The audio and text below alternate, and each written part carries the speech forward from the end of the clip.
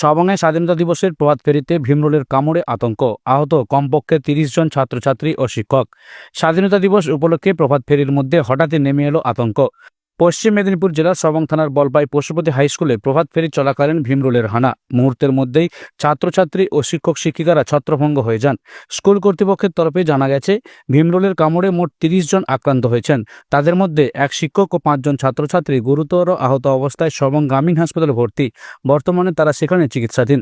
অন্যদিকে বাকি ২৪ জনের শারীরিক অবস্থা তুলনামূলকভাবে স্থিতিশীল হওয়ায় তাদের বাড়িতেই চিকিৎসা চলছে। ঘটনায় চাঞ্চল্য ছড়িয়েছে গোটা এলাকায়।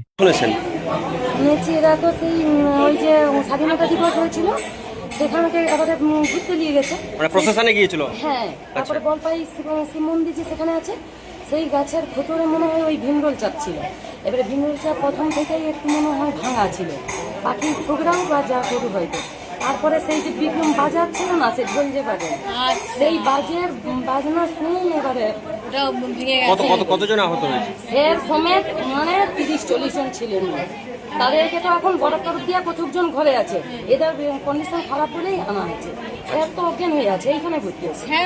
স্যার একবারে সেন্স নেই সেরকম এইখানে ভীমরুল কামড়েছে। সবাই কি বলপাই স্কুলের ছাত্রছাত্রী ছিল? হ্যাঁ, বলপাই। আমরা প্রভাত ফেরিতে বেরিয়েছিলাম পড়া আগস্টে। কোন স্কুল? বলপাই স্কুলে আমরা প্রভাত ফেরিতে রাস্তা দিয়ে ঘুরছিলাম। সেই সময় বড় গাছ ছিল একটা, বড় গাছ থেকে আমরা ঘুরে আসছিলাম।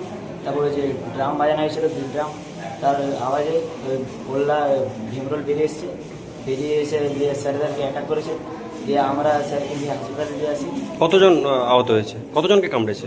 কামড়িয়েছে অনেক, ৪০-৫০ জনকে কামড়িয়েছে। আচ্ছা, তারপর আমরা স্যারকে হাসপাতালে দিয়ে আসি। কি নাম তোমার? মানস সিং। তুমি কোন ক্লাস পড়ো? আমি ক্লাস 10। কোন স্কুল? বলপাই স্কুল পরিষদ থেকে।